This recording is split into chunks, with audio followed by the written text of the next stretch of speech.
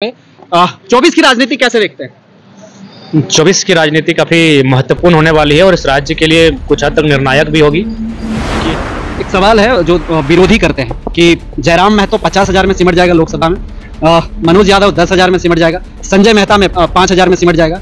उन तमाम लोगों को आप क्या कहना चाहेंगे? अरे चलिए, आप किसी ने सुनी चाहेंगे कि आप कोई ऐसी सीट बताएं जहां कोई दिग्गज लड़ता है, हम उन्हीं से टकराएंगे। अरे जीत जाएंगे तो गर्व का विषय होगा, हार जाएंगे तो फक्र का विषय होगा। अगर हम मान के चलिए गिरिडीह से बाबूलाल मरांडी आ गए, या जमशेदपुर से अर्जुन मुंडा जी आ गए, या राजधानी रांची से सुदेश महतो जी आ गए और हमसे हम टकरा भी गए, अगर जीत गए तो गर्व होगा और हार गए तो फक्र होगा।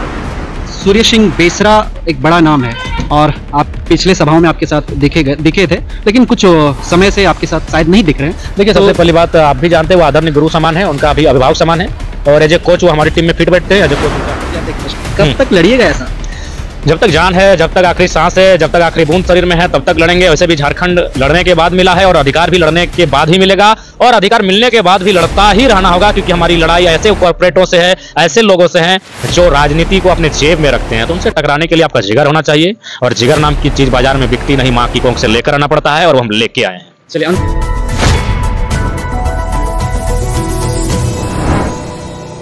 अभी हमारे साथ झारखंड के ऐसे चेहरे हैं जो कि 2 साल से, पिछले 2 वर्षों से आपने आंदोलन में देखा होगा, सक्रिय रूप से गरीबों का मसीहा, चाहे दबे कुचले लोगों का आवाज उठाना हो, चाहे फैक्ट्री जाना हो, चाहे किसी भी ऑफिस में घुसना हो, बेधड़क और बेधड़ल्ले से जैसे लोगों के लिए काम करते नजर आते हैं। और वैसे शख्स हमारे साथ मौजूद है टाइगर जयराम महतो जी।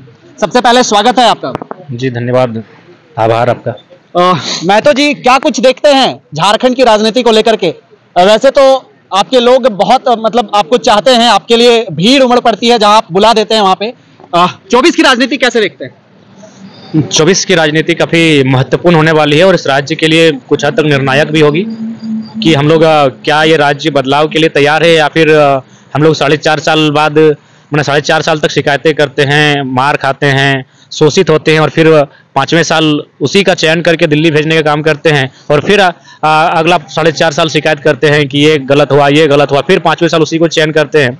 तो ये भी देखने का विषय होगा कि वास्तव में 23 सालों के झारखंड में जिस उम्मीद के साथ इस राज्य का गठन किया गया था, जल जमीन जंगल पर यहाँ के मूलवासी, यहाँ के झारखंड वासी, उनका अधिकार हो, और अब तक अगर देखा जाए तो चाहे कॉरपोरेट घराना हो या फिर गैर झारखंड के लोग लगातार यहाँ के जमीनों को, यहाँ के जल जमीन जंगल को नोचने का काम किए हैं। तो इसलिए दिल्ली में हमारा प्रेजेंटेशन होना बहुत आवश्यक है। सड़क पर आंदोलन करना अलग विषय है, सड़क पे अपनी बयानों को रखना अलग विषय है, लेकिन जब सदन में आप उन्हीं बयानों को रखते हैं, उन्हीं तर्कों को रखते हैं, तो एक गंभीर विषय बन जाता है। इसलिए सदन में हमारी उपस्थिति, हमारे जैसे युवाओं की जो झारखंडियत विचारधारा रखते हैं, जो सामाजिक न्याय, जो जल जमीन जंगल की विचारधारा रखते हैं, तो मेरे हिसाब से उनका वहाँ प्रेजेंटेशन होना चाहिए, तभी बेहतर होगा।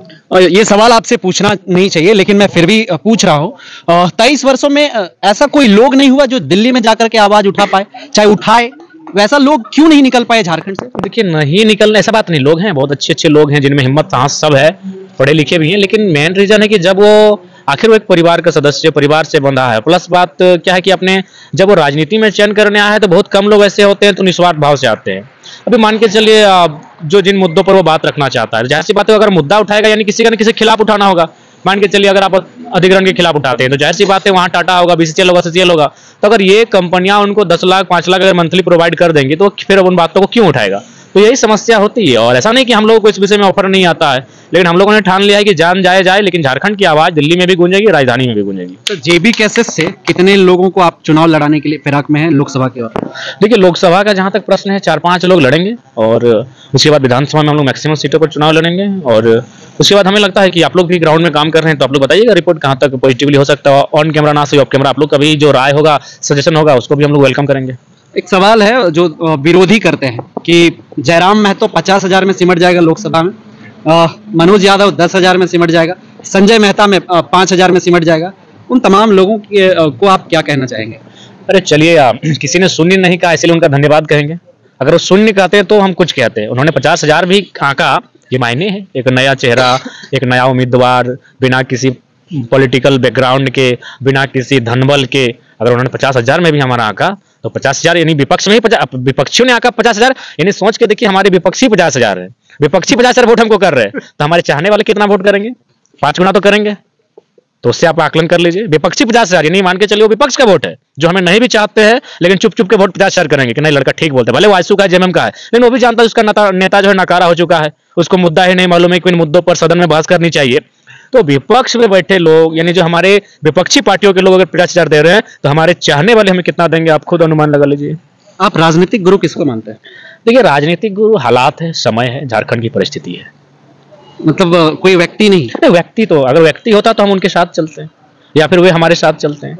हमने अपने आप को 2 सालों में समय के साथ पाया है, परिस्थितियों के साथ पाया है, जो हमारी बैकग्राउंड बना है झारखंड का, उस माटी के साथ पाया है। तो वही समय काल चक्र ही हमारा राजनीतिक गुरु है। अच्छा, जेबी केसेस आप लोग पूरे झारखंड में विस्तार कर रहे हैं।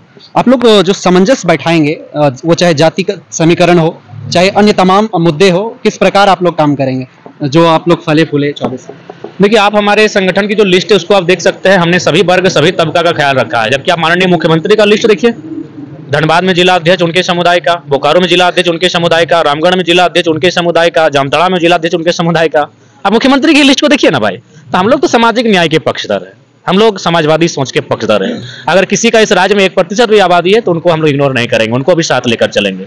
तो जाहिर सी बात है, हमारी लिस्ट को आप फिर से खंगालें, जो हमारी केंद्र सूची जारी हुई है, हमने सभी वर्गों का ख्याल रखा है और आगे भी रखेंगे।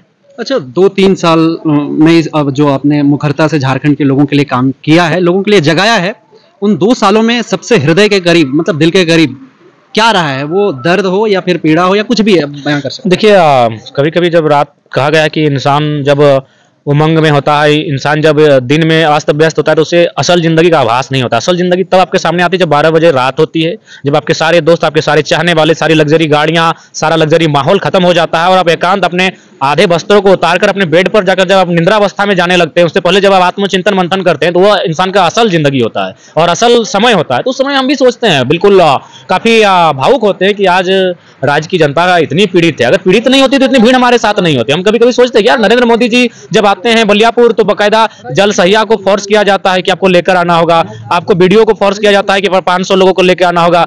हाल ही फिलहाल माननीय मुख्यमंत्री आए थे, वहां भी सुनने में आया कि लगभग 55 स्कूल बस दिया गया था ताकि स्कूल के छात्रों को लेकर जाना है। लेकिन ऐसे में असंख्य लोग हमारे साथ आते हैं, असंख्य लोग हमें सुनते हैं, तो इसका मतलब है कि वे लोग पीड़ित लोग हैं और मैं उनकी आवाज हूं, इसलिए मुझे सुनते हैं। अच्छा, खात्यानी मुस्लिम मंच के आज एक व्यक्ति मतलब आप जेबी केसेस पार्टी में जुड़ा, सांकेतिक अगर यदि आप बताना चाहेंगे तो, और ऐसे कौन कौन से लोग हैं जो जल्द जेबी केसेस में दिखेंगे?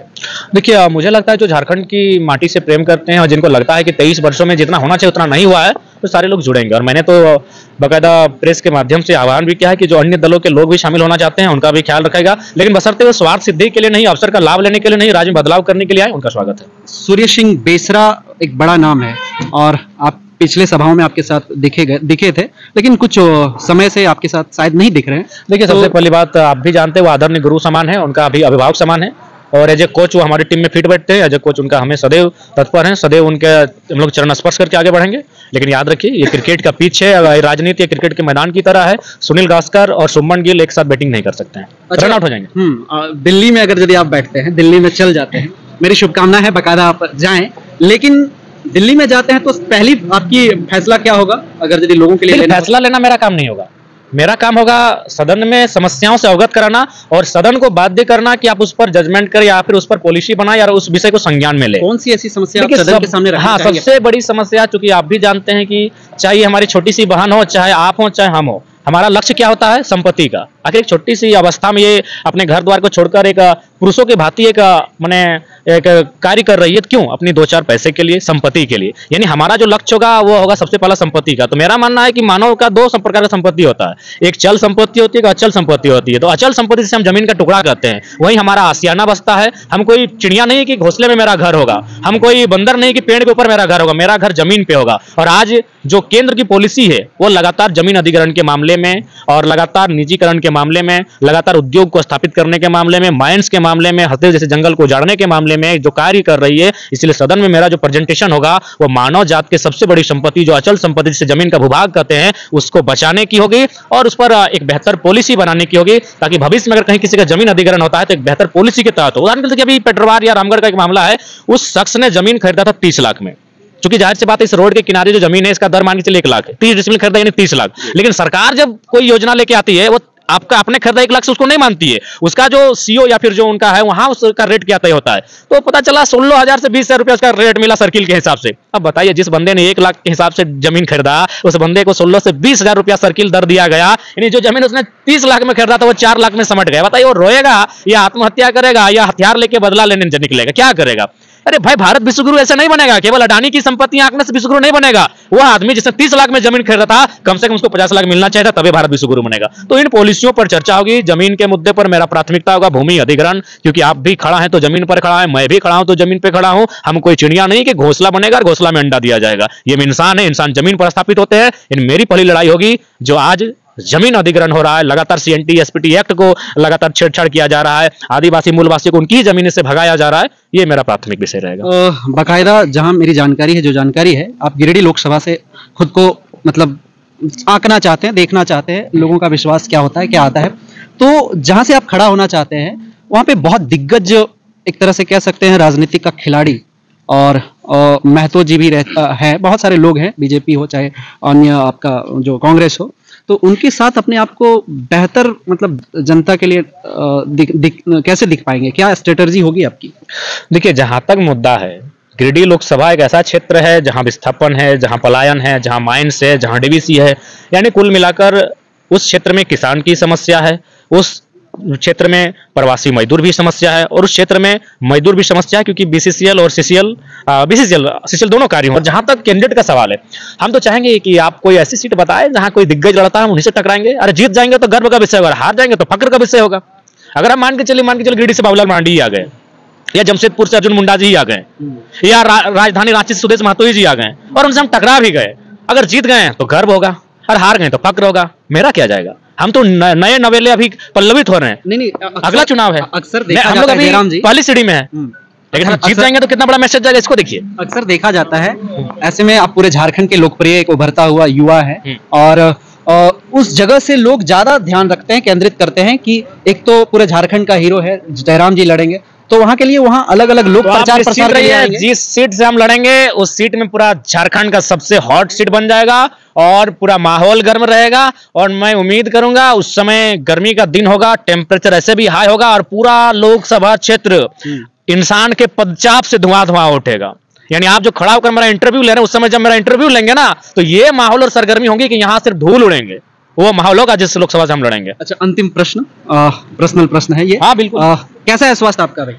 देखिए, जहां तक मेरे स्वास्थ्य का सवाल है, लंग्स प्रॉब्लम है, थ्रोट प्रॉब्लम है, चेस्ट प्रॉब्लम है और इनसा हेड प्रॉब्लम है, आइज प्रॉब्लम है, इन सारे कल रात को मेरा काफी बॉडी टेम्परेचर बहुत गर्म था, फिर कुछ तो रुमाल लेके चलते नहीं है, तो ये जो मेरा एक मास्क था फेस कवर, उसी को भिंगा के लगभग 2 घंटा बांध के रखे, फिर एक बहुत ही मतलब हाई पावर का मैंने बीमारी से लड़ने वाला कैप्सूल लिए, तब जाकर आज के कार्यक्रम में अटेंड हो पाए। स्वस्थ आज मेरी नेचुरल है, बाकी मेरे इस आंख में झांक के देखिए, दर्द मिलेगा, मेरे चेहरे को करीब से देखिए, ये चेहरे की एक एक रुइयां बताएंगी, एक एक झुर्रियां बताएंगी कि मैं किस समस्याओं से हूं। मेरे शरीर का हर एक पार्ट जब मेरे करीब आएंगे और मुझे अनुभव करेंगे तो बहुत पीड़ादायक अवस्था में है, लेकिन मेरा मानना है कि आज अगर मैं शांत बैठ गया तो झारखंड का जो मुद्दा है, झारखंड की जो समस्याएं हैं, उन पर कोई बात ही नहीं करेगा। इसलिए हम लोग जाते जाते एक प्रश्न, कब तक लड़िएगा ऐसा?